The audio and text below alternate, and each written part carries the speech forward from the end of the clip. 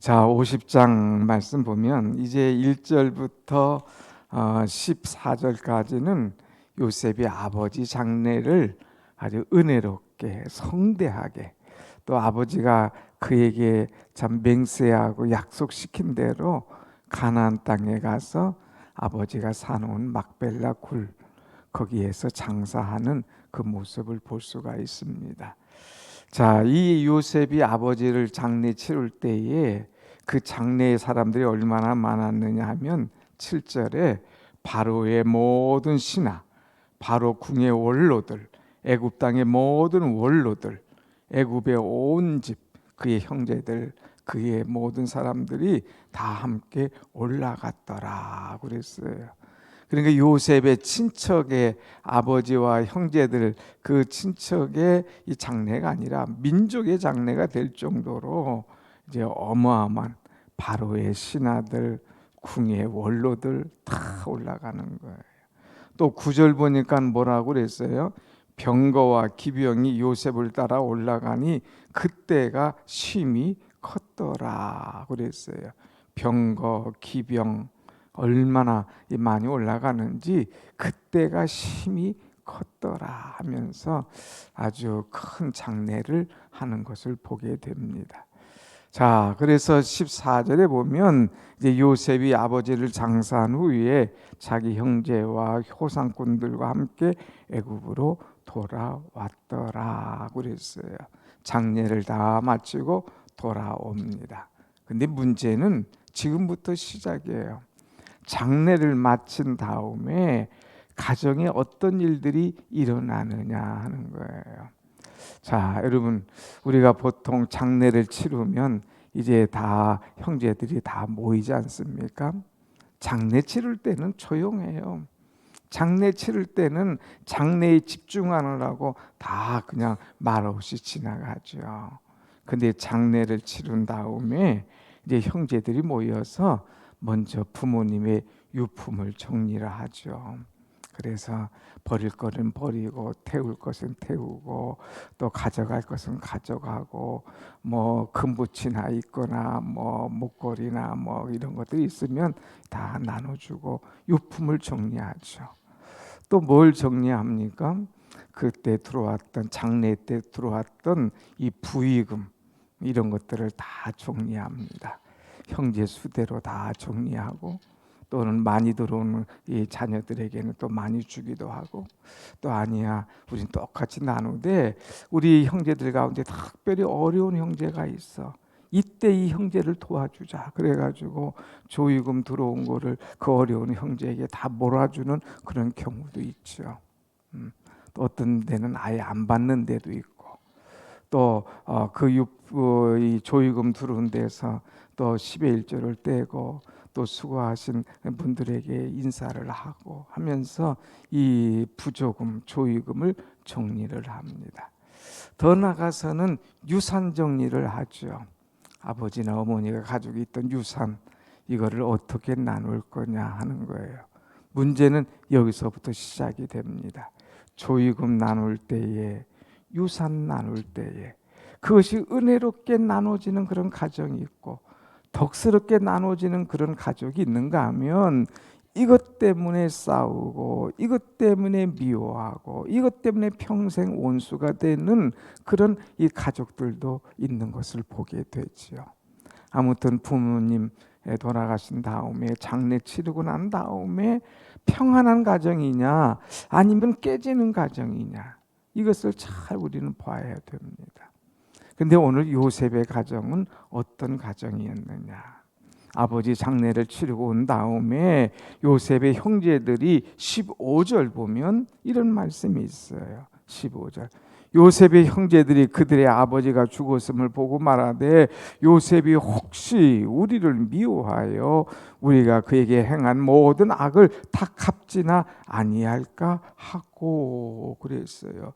그동안은 아버지 때문에 요셉이 우리들에게 안갚음을 하지 않았다 이거예요. 아버지가 보호막이 딱 돼서 아버지의 보호 속에 우리가 편안히 지났다 이거예요. 그런데 이제 아버지가 돌아가셨으니 이 요셉이 우리에게 우리가 잘못한 안갚음 하지 않을까?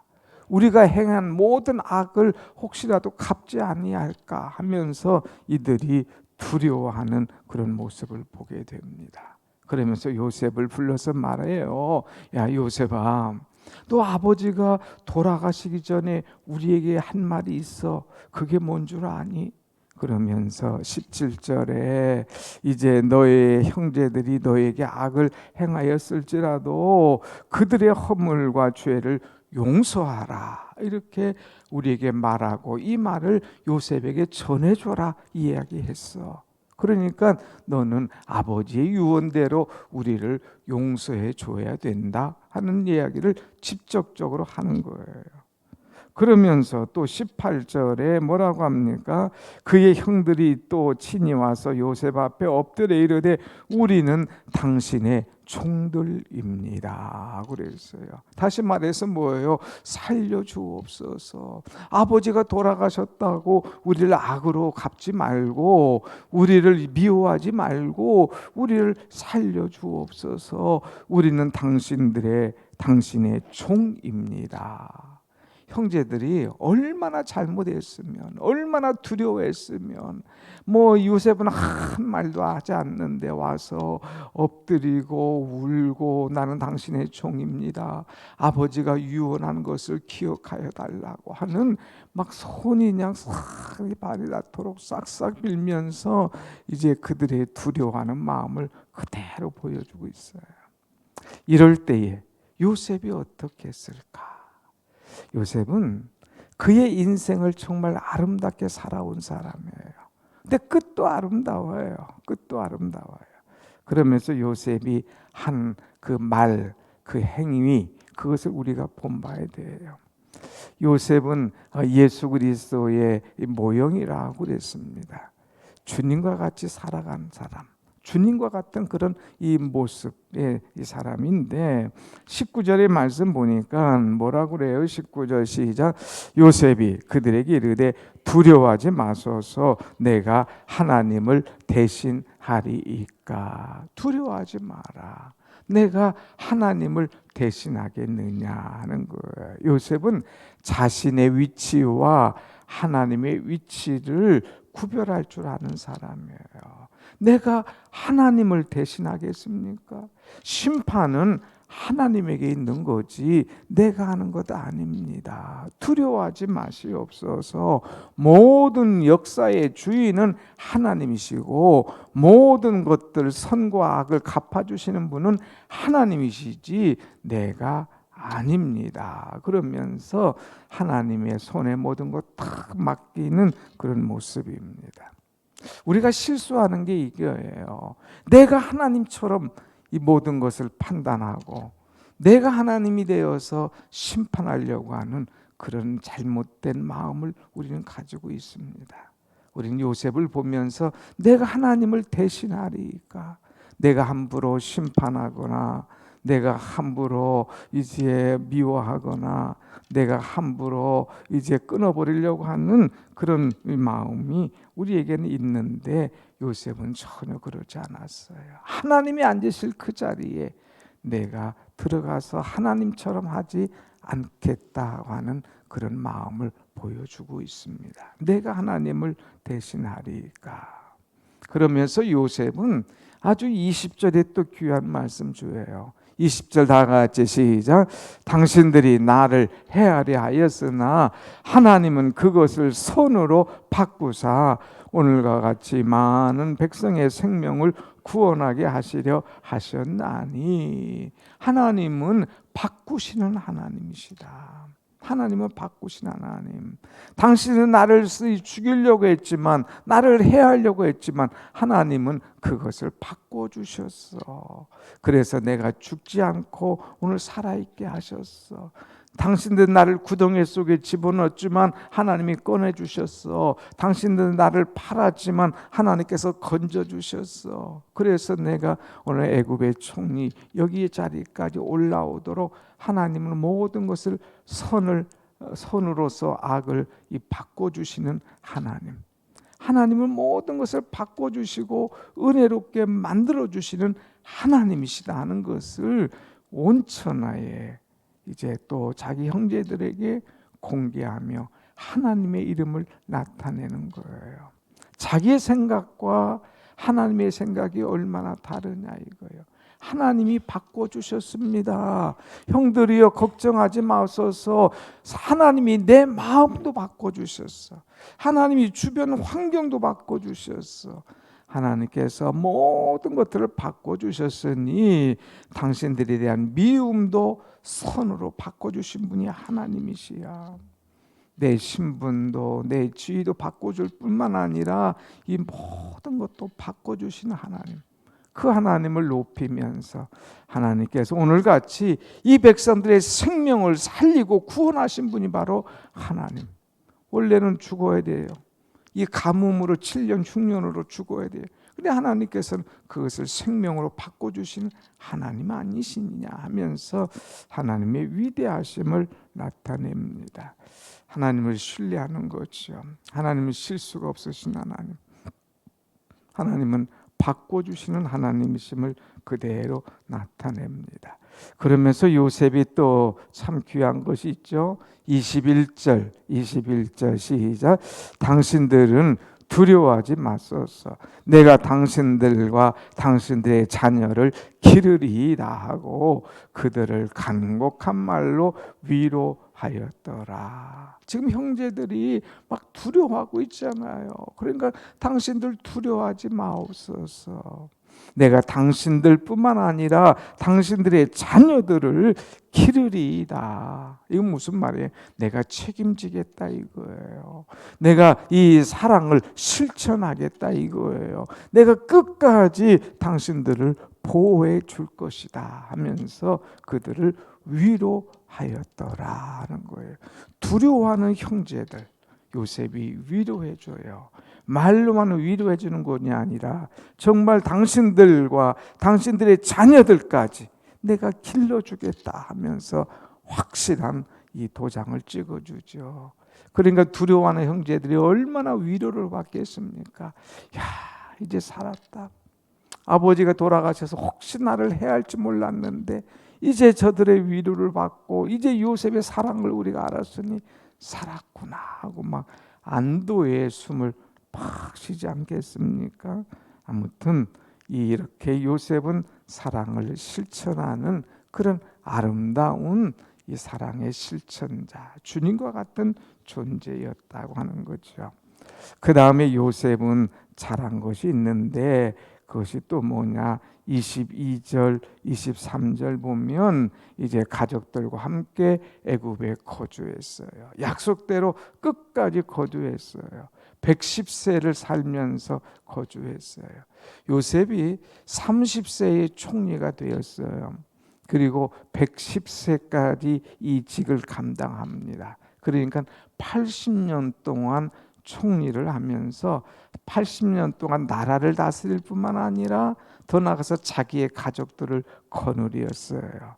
자기 아들 에브람의 자손 3대를 보았다니까 이제 막 번성하는 모습을 보게 되죠. 그런데 요셉은 아름다운 가정을 이루는 모습이고 특별히 요셉은 실수가 없는 그런 존재였어요. 우리 주님은 실수가 없으신 분이지 않습니까? 우리 주님은 죄가 없으신 분 아닙니까? 요셉은 실수가 없었어요. 성경은 사람의 약점과 실수를 다 그대로 내놓잖아요. 근데 요셉은 실수가 없었어요. 아브라함도요, 자기 아내를 누이라고 하는 실수를 했지 않습니까? 또 이제 그 뭐 다윗도 실수하죠. 솔로몬도 실수했죠. 야곱도 실수하죠.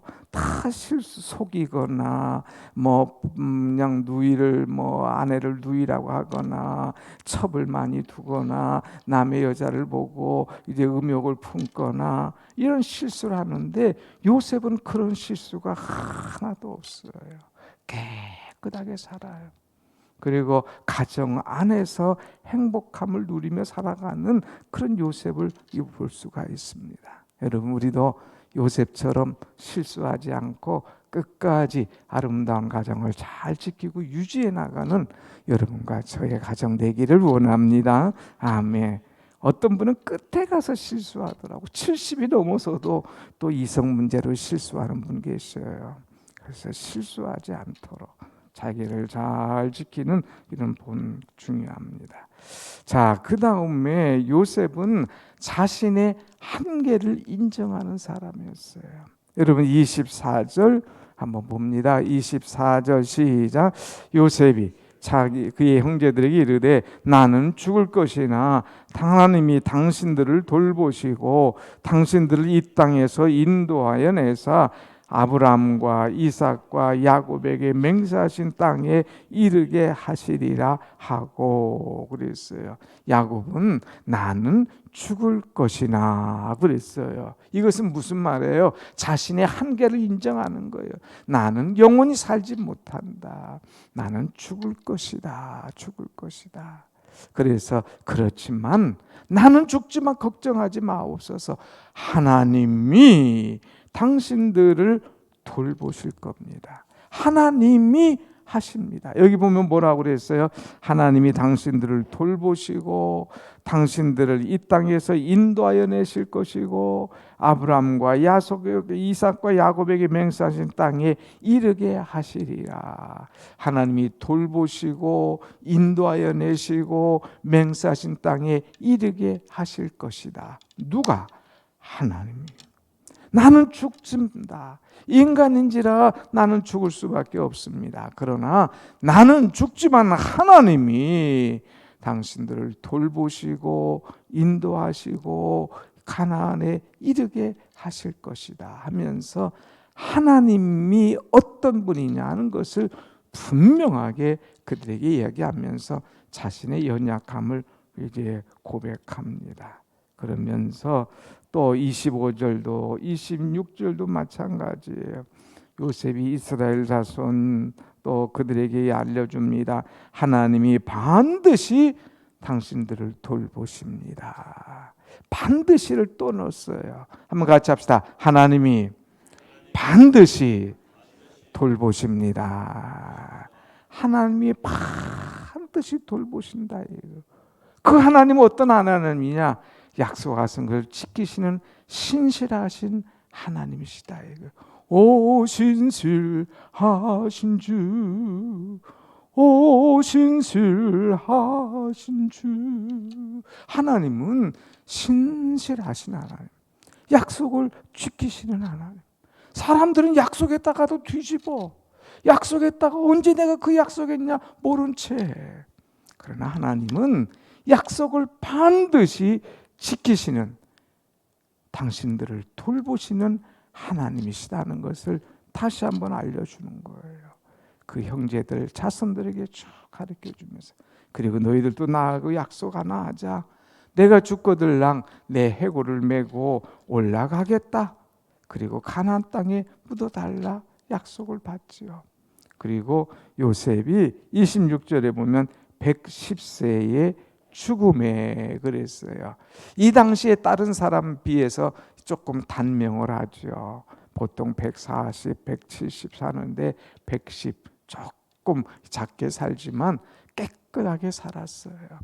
정말 작게 살았지만 엄청난 일을 이뤘어요. 민족을 살리시고 또 이 형제들을 살게 해주고 또 많은 사람들을 생명을 이제 갖게 하고 모든 사람에게 하나님을 증거하면서 산 그런 신앙의 위대한 사람임을 우리가 볼 수가 있습니다. 여러분, 요셉의 위대한 점을 우리가 배웁시다. 우리는 그동안 요셉에 대해서 2주간 동안 쭉 봤어요.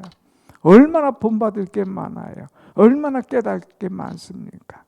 요셉 본받아서 기도하면서 또 신실하신 하나님을 믿으면서 하나님께서 반드시 나를 책임지실 것을 믿고 은혜로 살아가는 여러분의 신앙 되시기를 축원합니다. 아멘.